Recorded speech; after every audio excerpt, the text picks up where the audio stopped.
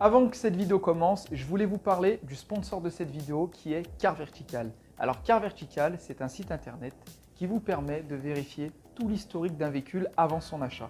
Donc vous avez simplement à taper la plaque d'immatriculation du véhicule et ça vous donnera ainsi l'historique.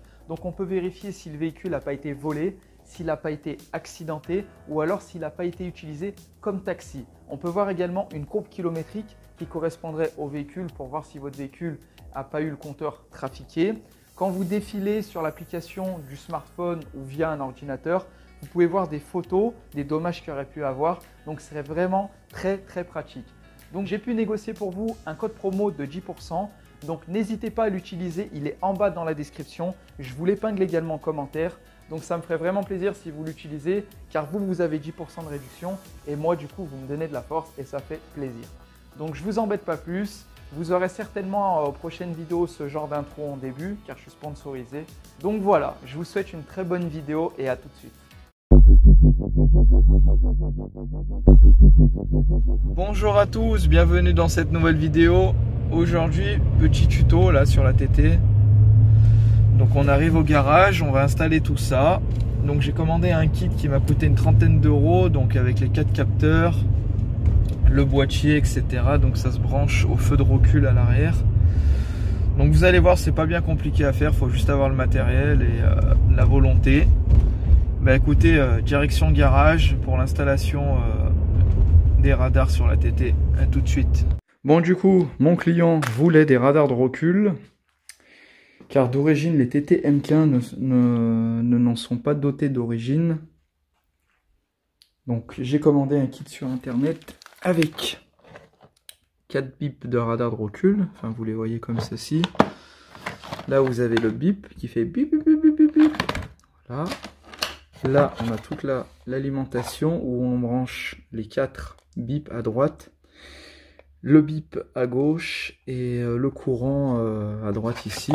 Donc celui-ci, enfin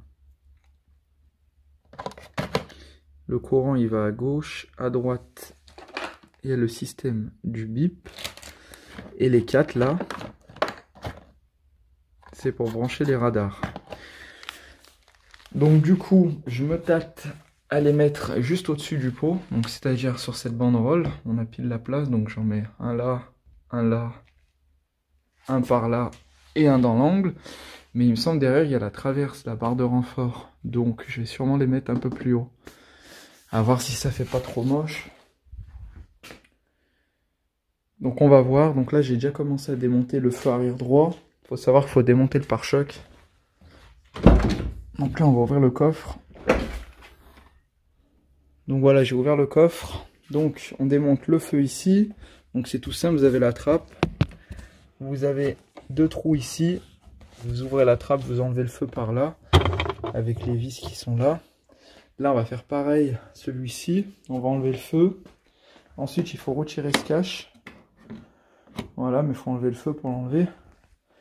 Donc vous enlevez ce cache là. C'est tout con, ça se déclipse. Et après, il faut retirer les 2 vis Torx ici. 2 vis Torx là. 2 vis vers le pot.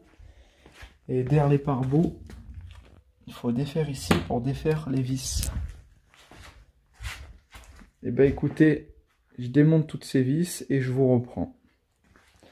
Vous voyez le magnifique kit, donc on peut trouver partout sur des sites internet. Hein. Celui-là je l'ai payé 30 euros, j'en avais même sur des sites étrangers à 10 balles. Franchement ça fait vachement l'affaire.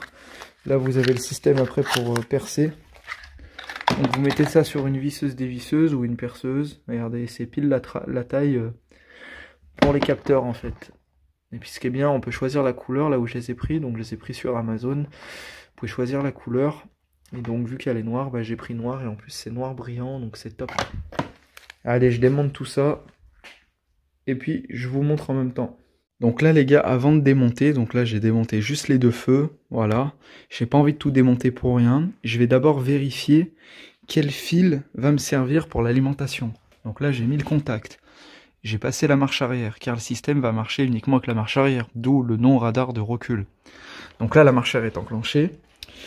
J'ai branché un testeur, donc là j'ai mis la pince sur une masse, donc là, Et vu que le feu arrière droit, c'est le seul où il y a l'ampoule de feu de recul, donc ça sera ici le branchement. Là, sur la fiche du phare, il faut que je trouve le courant du feu de recul. Donc là, mon tournevis qui permet de vérifier, enfin qui va tester si le courant passe. La pince sur la masse, et là je vérifie dans l'écosse.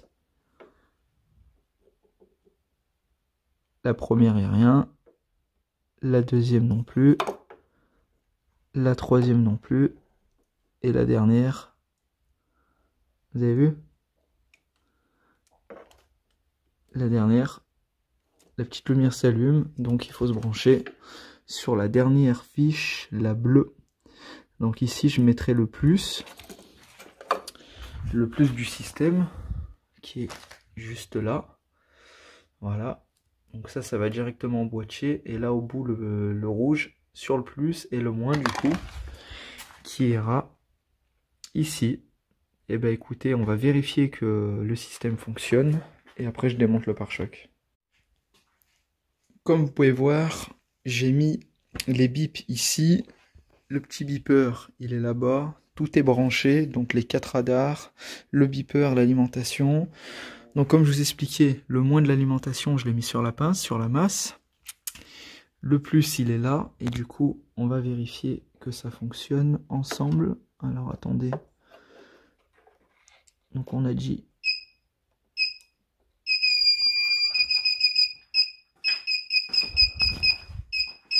Vous voyez? Alors, on va les mettre comme ça, parce que là, il détecte le joint de la voiture, je pense.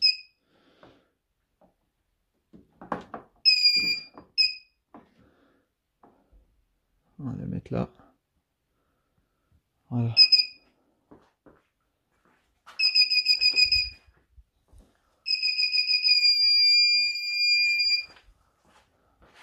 Vous avez vu?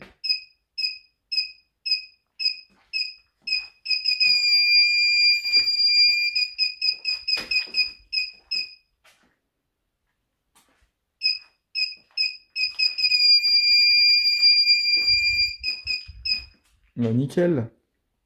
Ça fonctionne à merveille. Bah écoutez, j'ai plus qu'à démonter le pare-choc. Donc comme je vous ai dit, 2 vis là, 2 vis là, dans le passage de l'aile, ici, là-bas, et 2 vis en bas. Et bah écoutez, je démonte et je vous reprends.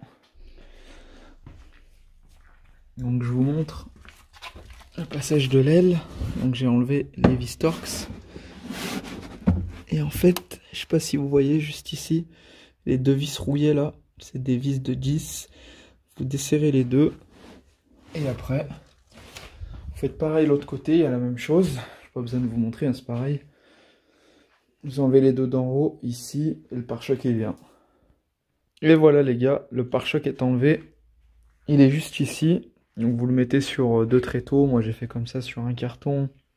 Et dans une caisse comme ça, en tissu, pour pas l'abîmer.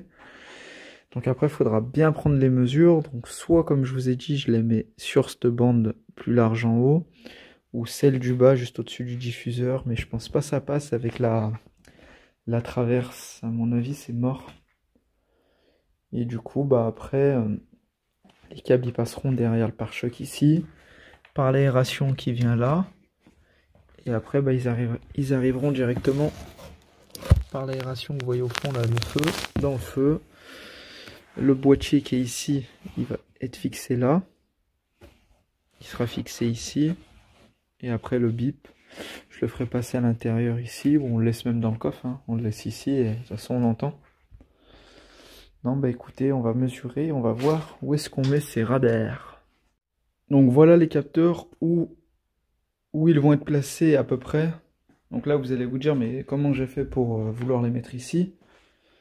Et ben en fait derrière le pare-choc il y a une barre, comme vous avez vu la barre de traverse là.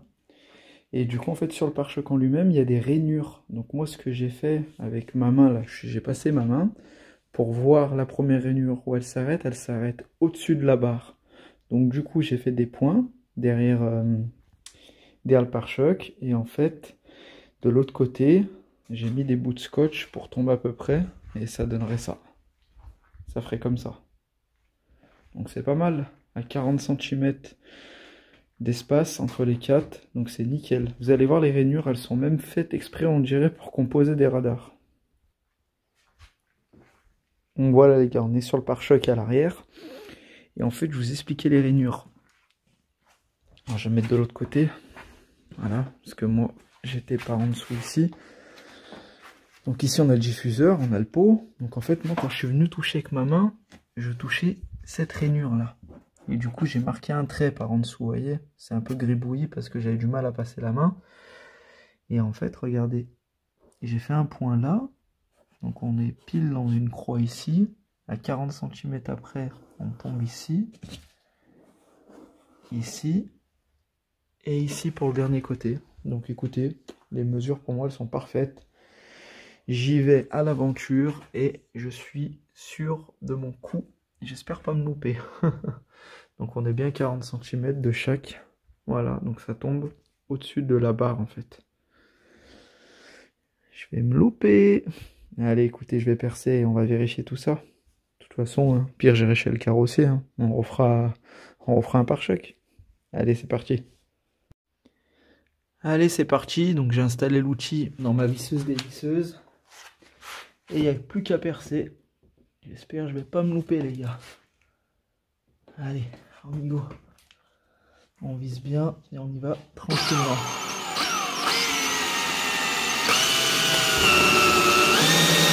C'est foutu.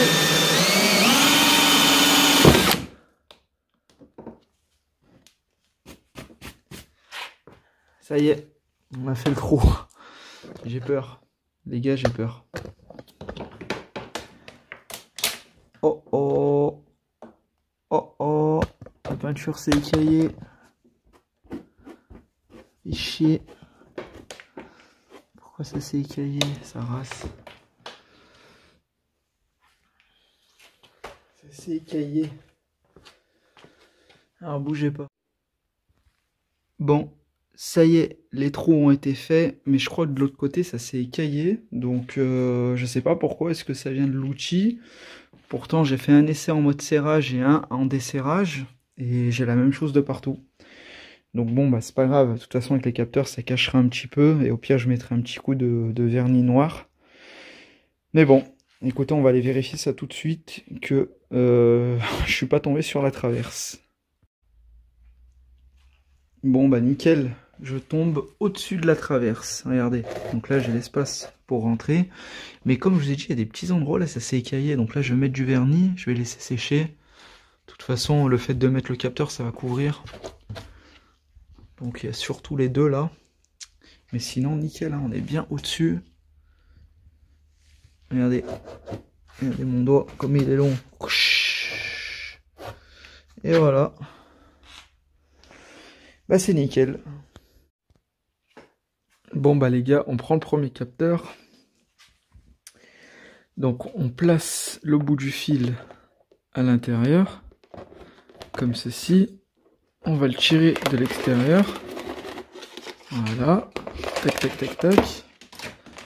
Hop, hop, hop, hop. Et là, on arrive ici. Alors, avant de le plaquer, vous vérifiez bien derrière, enfin sur le kit que vous allez recevoir. Moi, sur celui-ci, il y a marqué up, ça veut dire haut en anglais. Donc, il faut qu'il soit en haut. Donc, je me base par rapport au clips blanc. Donc là, je suis bon. Je me mets droit. Voilà, j'essaye de me mettre au mieux. Et là, on va venir plaquer. Bon, ça y est, j'ai installé les capteurs. Donc, les 4, 2, 3 et 4 là-bas. Donc là, on a tous les fils qui arrivent. Et normalement, sur la notice, il est marqué qu'on doit placer le A, B, C, D. Donc le A tout à gauche du boîtier. Et du coup, mais c'est pas noté sur les capteurs. Donc si je prends le gauche, c'est côté gauche du pare-choc. J'ai pris du scotch, j'ai écrit A, B,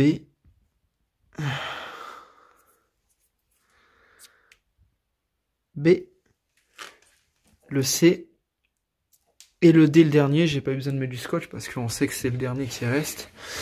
Et voilà, donc A, B, C, D. Voilà. Donc là, je vais relier les câbles avec du Riesland, refixer le pare-choc. Et les câbles, je vais les faire venir directement là-dedans, où je vous ai montré tout à l'heure. Et voilà, j'ai attaché les Riesland tout en ligne droite. Il n'y a plus qu'à. Et voilà les gars, je viens de remettre le pare-choc. Donc je vais visser les deux vis là, les deux là, les deux dans les ailes à gauche, les deux dans les ailes à droite. Donc le câblage est venu complètement, c'est très simple. Donc après il y a juste à brancher les 4 capteurs sur le boîtier. L'alimentation rouge sur le fil bleu que je vous ai montré tout à l'heure pour la fiche du phare. Donc comme ça quand on met la marche arrière, hop, ça s'enclenche. Le moins, je vais le mettre sur la masse juste ici. Je vais dévisser ce boulon. Ce boîtier là, il ira dedans. Et le bip, il est où, il est caché. Le petit bip qui est là. Hop, pareil, on va le foutre dedans. On va voir de toute façon, vu qu'il n'y a pas de plage arrière, on l'entendra largement. Ça fera pip, pip, pip, pip, pip. Et ben allez, je revisse tout ça et je vous montre pour le câblage. Donc là, je prends mes fils, je prends mon boîtier et je mets le A avec le A. Voilà. Le D, c'est celui qui n'avait pas de scotch. Le C sur le C. Et le B sur le B. Rien de bien compliqué. Et voilà. Tout est branché. Maintenant, on va relier le plus et le moins. Donc, je vais vous montrer. Donc, on prend une petite cosse comme ça. On met le moins dedans. On va enrouler le fil autour. Ça sera la masse. On vient prendre une pince. On bloque très fort. Voilà. Comme ça, ça bouge plus. Maintenant, on vient le connecter avec la rondelle. Donc voilà, vous prenez un système comme ça pour mettre 2 fils en même temps et en fait en pinçant, et ben on aura le même courant avec le rouge et la fiche dont j'ai besoin. Donc on a dit que c'était celle-là. Et voilà, comme vous voyez, c'est propre, les 2 fils ensemble. On a juste à remettre le feu, ranger ce bordel là-dedans et c'est nickel. Bon les gars, installation terminée. Donc voilà, donc 4 radars de recul. On va faire un test. Donc là, j'enclenche la marche arrière. On entend le petit bip derrière.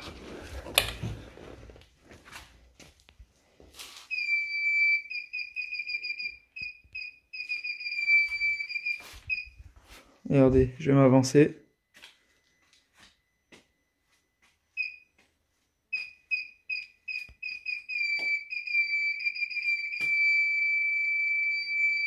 C'est nickel.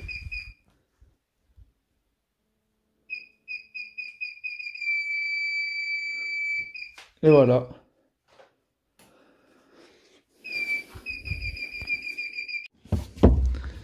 Donc les gars, je vous montre l'installation, ni vu ni connu. Le bip il est là, branché dans le boîtier, les 4 bips. L'alimentation sur la masse qui est là et le rouge avec le feu de recul. C'est good.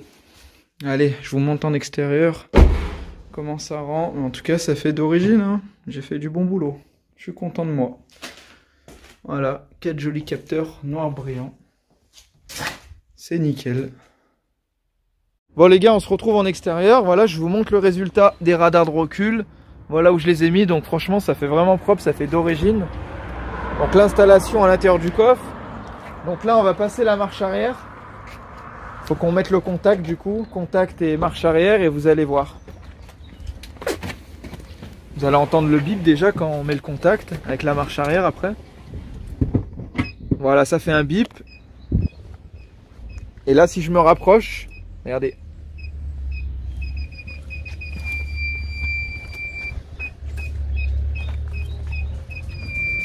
Donc voilà, c'est nickel. Bon, bah cette vidéo touche bientôt à sa fin. J'espère qu'elle vous aura plu. Hein. N'hésitez pas à mettre un petit pouce bleu, un petit commentaire.